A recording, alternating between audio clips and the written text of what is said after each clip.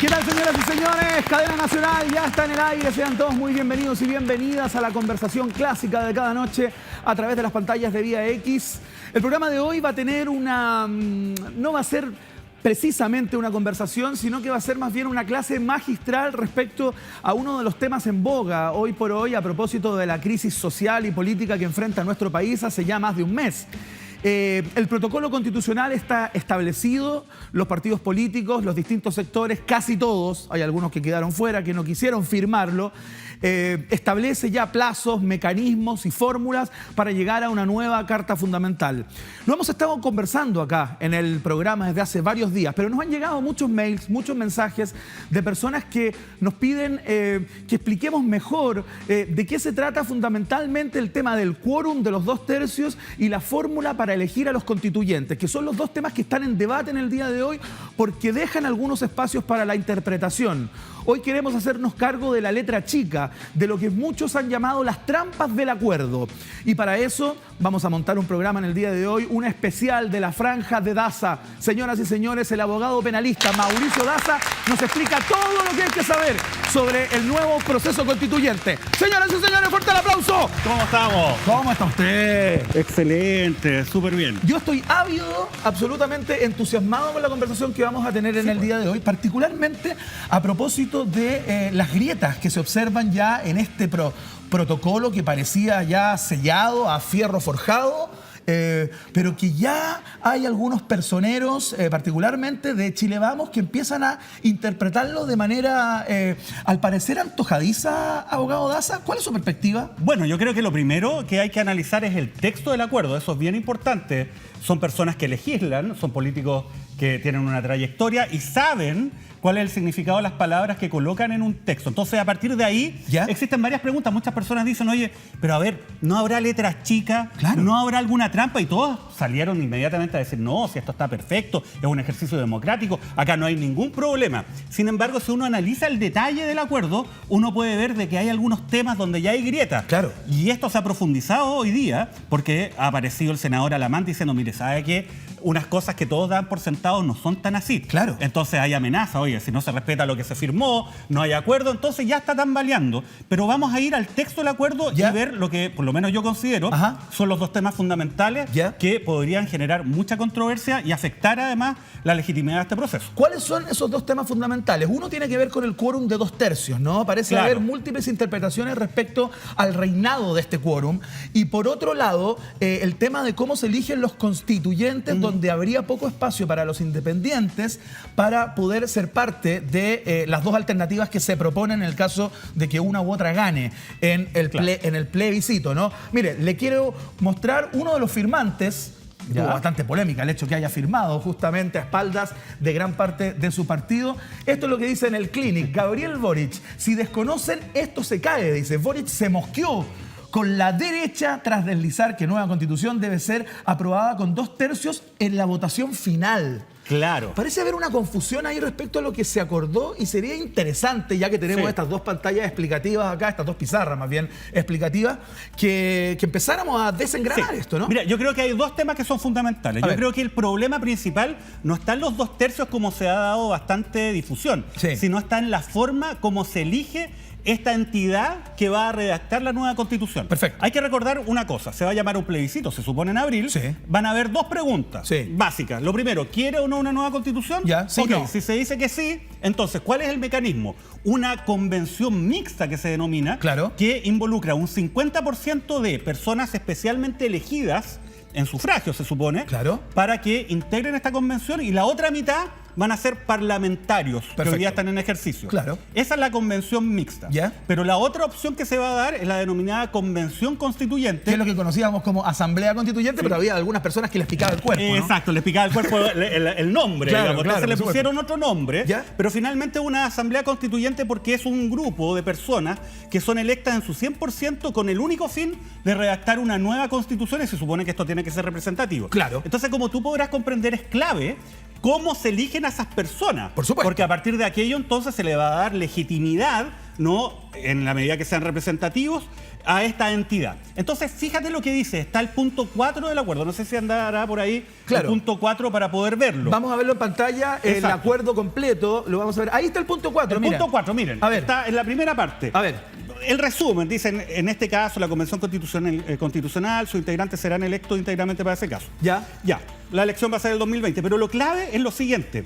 Van a ser elegidos, está en la parte final, bajo sufragio universal, con el mismo sistema electoral que rige las elecciones de diputados, en la proporción correspondiente. Está ahí en el punto 4. Ya, perfecto. Fíjate, con el mismo sistema electoral que rige las elecciones de diputados. Las personas que firmaron esto saben perfectamente en qué consiste el sistema electoral que rige a los diputados. Que es el proporcional. Sí, pero es que lo que pasa es que tiene una trampa. ¿Y cuál es la trampa? La trampa es que un independiente que no tenga el apoyo de un partido político, en la práctica es imposible que salga electo. No tiene ninguna posibilidad. Y fíjate... A ver, pero esto, abogado Daza, se puede corregir en el camino. Recordemos que quedan varios meses para abril del 2020. Está bien, pero lo que pasa es que acá lo que nosotros tenemos es un texto firmado, ¿verdad? Y ese texto firmado, como lo pudimos leer hace un minuto, dice expresamente que estas personas van a ser elegidas bajo el mismo sistema electoral que los diputados. Eso lo dice, nadie lo puede negar. Ahora, para entenderlo, porque mucha gente, yo he planteado esto en redes sociales y otras personas también dicen, no, eso no es así, en ninguna parte del texto lo dice. Mira, lo vamos a graficar de la siguiente forma. ¿Cómo se elige un diputado? ¿Y cómo entonces se elegiría un delegado? ¿Y qué posibilidades un independiente? Cualquiera de ustedes que nos está viendo, que no tiene ninguna vinculación a un partido político, que no tenga el apoyo de un partido político, que sean dirigentes sociales, dirigentes de base, que tengan apoyo de la comunidad, aún así no saldrían electos. ¿Sabes qué? Yo creo que queda mucho más claro acá en la pizarra, ¿no? Porque qué lindo, esto se ve un menjunje de números, digamos, pero yo imagino que ahora usted, abogado Daza, va a explicar qué significa esto. ¿Cómo es este sistema electoral que se quiere aplicar para los delegados de esta convención constituyente? A ver. Ya sea el 50% de la mixta, ya sea la totalidad, si es que es una convención tipo asamblea constituyente. Claro. Mira, se eligen por distritos, ¿ya? Que es una zona en nuestro territorio. En Chile, el mínimo de diputados, en este caso delegados, porque el mismo sistema, son 3. Ya. Por distrito. Por distrito, lo mínimo. Hay otros que eligen 5, hay unos que eligen 7, pero el mínimo es 3. Nos vamos a ir con el ejemplo más sencillo. ¿Ya? Por ejemplo, un distrito, un lugar, que elija 3 delegados de la Asamblea Constituyente. Perfecto. ¿Verdad? Perfecto. Bien. Los partidos políticos, en conformidad al sistema electoral, tienen la posibilidad de armar listas. Claro. ¿Qué significa eso? Pueden llevar varios candidatos para postularse a estos 3 cargos. Claro. Fíjate, hay una norma que se denomina el N+1. ¿Qué significa? Que los partidos pueden llevar un candidato más que el número de escaños que se elige. Perfecto. Acá son 3, entonces eso significa N+1, pueden llevar hasta 4 candidatos por lista. Perfecto, para elegir 3. Para elegir los 3. Entonces vamos a hacer una simulación. Perfecto. Chile Vamos lleva 4 candidatos. Ya. Supongamos que la extraordinaria mayoría se pusiera de acuerdo, digamos, entre todos ellos. Llegaran a algún tipo de consenso, ¿no? Es un poco de ficción, pero bueno. Ya. Y supongamos que ellos van a llevar una sola lista y llevan 4. Ya. Supongamos que el Frente Amplio también lleva listas para esta elección de delegados de la Asamblea Constituyente o Convención Constitucional y lleva 4. Y supongamos que hay un dirigente social que tiene una larga historia o cualquier persona que tenga un interés real de ser parte de esta convención constituyente, de ser electo para ella, pero que no cuenta con el apoyo de los partidos políticos y tampoco es militante. No cuenta con apoyo porque en el fondo quizás es una persona molesta para los partidos, sencillamente no está dispuesto a pedirle un favor a los partidos políticos. O porque no entronca con el ideario de ninguna de las alternativas existentes en el mapa político hoy. Exacto. Los independientes, o sea, las mismas personas que han estado básicamente en la calle levantando el movimiento social. Debe ser el 95% de la gente que no tiene ningún vínculo con partido. Por supuesto. Bueno, entonces, hagamos esta simulación. Fíjense. Supongamos que está en la lista de Chile Vamos y en la elección tiene el primer candidato que sacó un 12, el segundo un 8, el tercero un 5% y un 3% de los votos. Ellos suman, la primera lista, un 28% de los votos. Perfecto. Ellos suman las votaciones de ellos. Claro. Después, la lista nueva mayoría, uno saca el 11, 13, 4, 2, 30% suma la lista. Perfecto.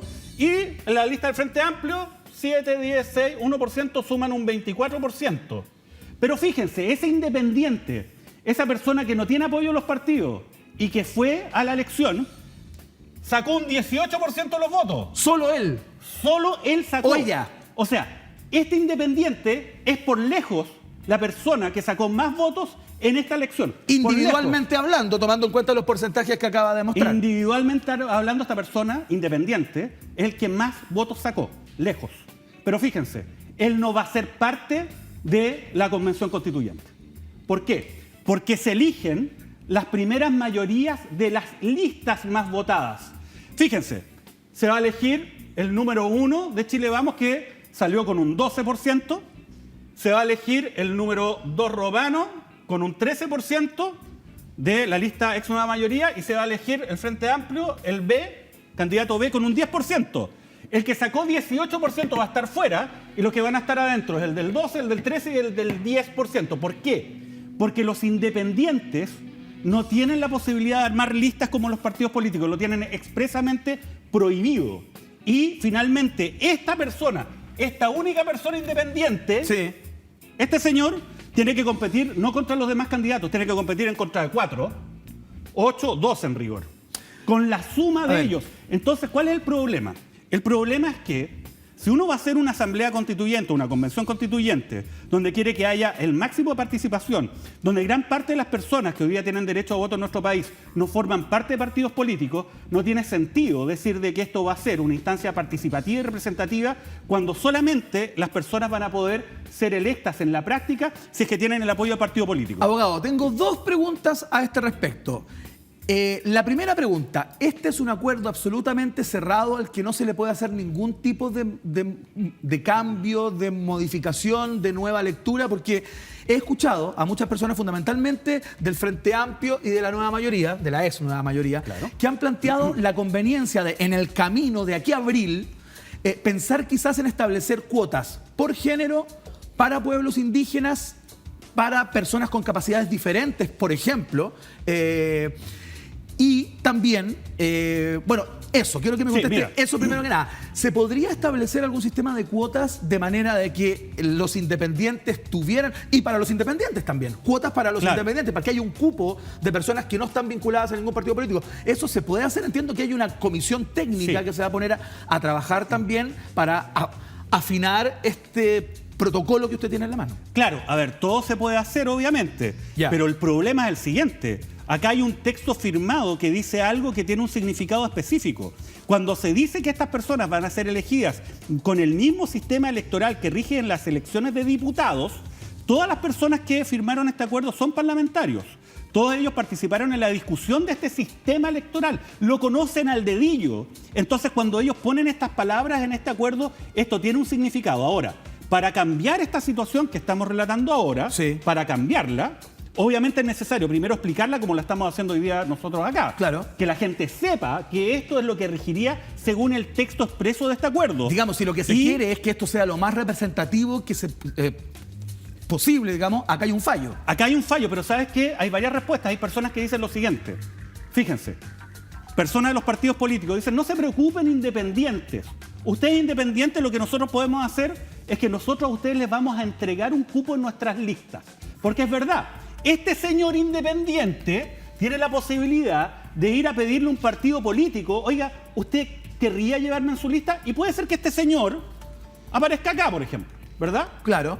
Pero ese no es el problema. La pregunta es por qué un independiente tiene que ir a pedirle permiso a un partido político. Tiene que mendigar de alguna manera, ¿no? Y además, ¿por qué entregarle a los partidos políticos cuya credibilidad, falta de credibilidad, es parte del problema que ha llevado a este estallido social? Sí, claro. ¿Por qué entregarle a ellos la aduana para los efectos de poder participar en igualdad de condiciones? Ahora, para que esto se cambie, porque te pueden decir, no, si eso no es así, acá está el texto, o sea, que no vengan con historia. Esto es lo que ellos pusieron con letras y palabras acá, y esto tiene un significado que ellos conocen. Para cambiar esto, obviamente, es necesario que se difunda y presionar en ese sentido. Ahora, respecto a las cuotas, mira, el problema, no sé si es un problema con las cuotas, lo que pasa es que hoy día nuestra ley, por ejemplo, establece cuotas para mujeres, ¿ya?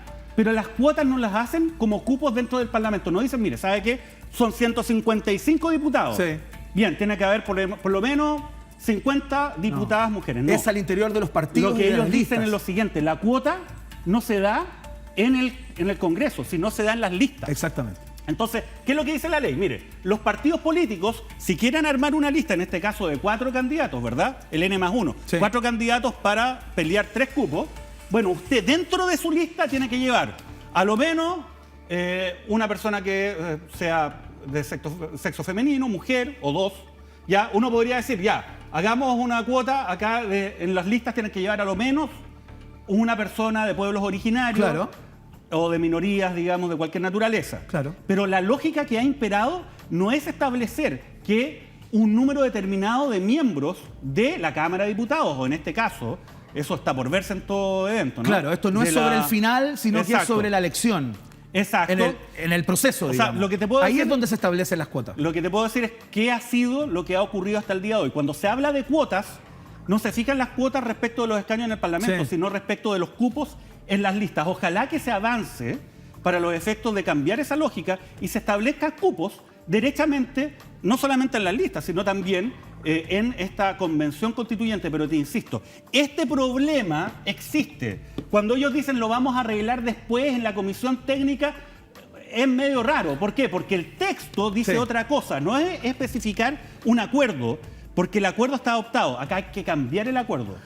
Antes de pasar al tema de los 2 tercios, que es otro de los puntos polémicos y que está en discordia en el día de hoy, para que quede esto meridianamente claro, si yo independiente quiero participar y ser parte de alguno de los 2 mecanismos, ya sea de la convención mixta o de la constituyente, tengo que sacar en este mapa que usted me ha hecho acá, más del 25, más del 24 acá, más del 30 acá y más del 28 acá. Sí. O sea, ganarle a la lista completa, cosa que es prácticamente imposible, para tener un lugar sin tener que ir a mendigarle a cada lista, porfa, incorpóreme. Tal cual, y eso es lo que dice el texto cuando señala expresa y textualmente de que van a ser electos según el mismo sistema electoral de los diputados. Y este es un tema de justicia, porque no es justo que gran parte de las personas que se han movilizado no tengan la posibilidad de poder competir en igualdad de condiciones con las personas que forman parte de los partidos políticos que, a mi juicio, son parte del problema que nos ha llevado a este punto. Perfecto. Abogado Daza, lo invito a que demos unos pasos Vamos. hacia su derecha y analicemos esta otra pantalla que tiene que ver con el quórum que se ha establecido para algunos en buena medida, porque es un quórum realmente importante, muy alto, 2 tercios, lo que le da la legitimidad y la transversalidad al texto y a cada artículo en particular. Recordemos que cada artículo se vota por los 2 tercios de los integrantes pero por otro lado hay otros que dicen, oiga, pero ¿cómo 1 tercio va a tener la potestad para anular la voluntad de 2 tercios? Es injusto de alguna Claro. manera también. A ver, expliquemos de qué se trata esto de los 2 tercios que también está enredado. A ver, el tema de los 2 tercios se vincula mucho con lo primero que hablamos, porque no es lo mismo 2 tercios de una asamblea o una convención que está cuoteada básicamente por los mismos partidos políticos de siempre, donde probablemente se va a reproducir la lógica que hoy día ya existe en el Parlamento, Sí. que 2 tercios de una asamblea que sea amplia, donde básicamente todo ciudadano que tenga apoyo Claro. y tenga interés puede acceder. Entonces tiene que ver también con esto. Pero bien, los 2 tercios. ¿Qué es lo que se dice en los 2 tercios? Se dice, miren, como la Constitución es una norma importante y lo que se quiere es que estas disposiciones tengan una duración en el tiempo, entonces lo que es importante es obtener consensos que sean amplios para que no estemos cambiando esto siempre, digamos, Claro. de tanto en tanto, y sean normas básicas, ¿no? Las normas fundamentales, donde gran parte de nosotros estamos de acuerdo que debe regir la convivencia en nuestra sociedad y cómo se gestiona además el poder público en Chile. Ajá. Bueno, entonces, ¿qué es lo que se dijo respecto de estos 2 tercios? Está en el acuerdo, de nuevo, el Ya. texto está en el número 6 y el número 7, que En por las ahí tablas de la ley, podría está en las aparecer. tablas de la ley. Está en las tablas de la ley, pero si estos señores escribieron esto y las palabras tienen un significado, estuvieron todo un día negociando y son políticos y saben perfectamente lo que significan estas palabras. Ahí está el ¿Qué punto es lo que 5. dice? El órgano constituyente que en definitiva sea elegido por la ciudadanía tendrá por único objeto redactar Exacto. la nueva constitución, no afectando las competencias y atribuciones de los demás órganos y poderes del Estado, y se disolverá una vez cumplida la tarea Exacto. para la que Pero el fue punto 6 es encomendado. Es claro. el punto 6. Mire, El órgano constituyente deberá aprobar las normas y el reglamento de votación de las mismas por un quórum de 2 tercios de sus miembros en ejercicio. Exacto, mira, y el 7 también es importante porque ahí viene la denominada página en blanco que mucha gente no tiene idea de qué se trata porque es medio confuso. La nueva Constitución regirá en el momento de su promulgación y publicación, derogándose orgánicamente la Constitución actual, o sea, la del 80. Ya. Perfecto. aterricémoslo. Ya, ¿Qué significa que sean 2/3? Ya. Si nosotros tenemos una convención constituyente de 100 miembros, Ya. se supone que van a ser 155, pero para estos efectos, para explicarlo, digamos que son 100. Ya. Para que se apruebe una norma con la finalidad, un artículo, una disposición. Por ejemplo, decir, los derechos de agua le corresponde a todos los chilenos. O el Tribunal Constitucional va a tener tales y cuales competencias. Tales y cuales competencias, exacto. Perfecto. Para que esa norma esté en la Constitución, va a ser necesario que sea aprobado, si son 100, por 67 de sus miembros. No por 51. No Esa basta es la mayoría simple, uno. claro. Es necesario que tengan 67 votos. O sea, si hay 34 personas que no están de acuerdo, bloquean a los 66 restantes, para ponerlo de alguna forma. Exactamente. Porque se requiere tener, obviamente, 2/3 de la votación. Ahora, el problema, y acá viene la controversia. Claro. Acá está la madre del cordero. Se dice, ya, perfecto. Supongamos que nosotros queremos establecer una norma que diga los derechos de agua asignados a los privados deberán ser reconocidos y protegidos por el Estado. Que es una norma que más o menos en esos términos, ¿no? Conceptualmente existe en la Constitución actual. Bueno, el punto es el siguiente. Si hay un grupo de gente que quiere ingresar esto a la Constitución y no obtiene 67 votos, en este ejemplo, si es que la Constitución se escribe desde cero, esa norma no entra a la Constitución. Que es como está establecido, perdón, estamos partiendo de la base que esto funciona desde una página en blanco. Esa es la teoría de la hoja en blanco. Es decir, ¿sabe qué? Si usted no alcanza los 67 votos, si no tiene el 2/3, entonces lo que usted propone no entra a la Constitución. Queda fuera. Punto. No entra. Ahora, esto es importante, ¿por qué? Porque se supone que la Constitución, como es la norma más importante que hay en una sociedad, para cambiarla se requieren mayorías muy elevadas. No basta el 50% más uno. Claro. Entonces es muy difícil cambiar estas disposiciones. Por eso, si es que, por ejemplo, en el caso de los derechos de agua, si uno partiera en blanco y uno propone ingresar esa norma que garantiza los derechos de agua de privados, y no hay una mayoría de 2/3 para incluirla, entonces esa norma desaparece de la Constitución. Pero ¿qué pasa? Esa es la tesis de la hoja en blanco. Sí. Y en ese caso pasaría a ser una materia que se regula solo por la ley. Por una ley de mayoría simple, digamos. Y las leyes se cambian por regla general con el 50+1 del Congreso. Ese es el tema. Hoy día se requiere 2/3 y usted no obtiene la posibilidad de ingresar esta norma en la nueva Constitución, sale la Constitución, entonces lo natural sería de que esto pudiese ser cambiado ya no por 2/3, sino por el 50+1. ¿Se fijan? Es muy importante. Si usted no tiene 2/3, no ingresa a la Constitución. Lo que no ingresa es materia de ley. Y lo que es materia de ley requiere para su modificación de una mayoría inferior. Nos quedan muy pocos minutos para este bloque, abogado Daza. Entonces vamos explicando punto por punto, ¿no? Sin hoja en blanco. ¿Qué significaba sin hoja en blanco? Sin hoja en blanco significaba que, por ejemplo, en lo que les había hablado de los derechos de agua, la Constitución actual del 80 lo establece. Claro. Supongamos de que yo voy y trato de tener una mayoría para eliminar esa norma. Es decir, los derechos de agua, digamos, los privados no estarán en la Constitución, que era la idea. Eliminar la norma. Y no logro tener los 2/3. Entonces, ¿qué es lo que ocurre? Como no hay hoja en blanco, está vigente la Constitución actual. O sea, todo aquello que no pueda ser modificado por 2/3 sigue rigiendo la Constitución actual. Ahora, ¿por qué pongo este ejemplo? Esto no está en el acuerdo. Porque de hecho fue materia de una negociación que se hizo a vista y paciencia de todos los chilenos y quedó expresamente excluida esa posibilidad. Y en ningún lugar está escrito que este proceso constituyente parte de la base de una hoja en blanco y que no sería posible, en el caso de que no se pueda cambiar una ley actualmente existente en la Constitución de la dictadura, que quede rigiendo aquella disposición. No está expresamente escrito aquello. Fue materia de negociación, no quedó establecido. Sí, pero uno podría decir, porque hay una última norma que dice, mire, la nueva Constitución, la que salga este proceso, va a reemplazar completamente a la anterior. Claro. Entonces, es el punto 7 del acuerdo. Sí. Si eso es así, obviamente la nueva Constitución va a eliminar todo lo que esté en la Constitución inicial, la del 80, ¿no? Entonces, todo aquello que estaba en la Constitución del 80 y que no está en la nueva, se elimina. Se elimina. Entonces sí. O sea, está de manera tácita. Está de manera tácita. Yo diría que está más que tácito. Yo creo que está casi expresamente, no tan claro como lo estamos diciendo nosotros, que lo entendemos, quizás usted no tiene idea de lo que estamos hablando a esta altura. Creo que lo hemos hecho bien explicándolo simple.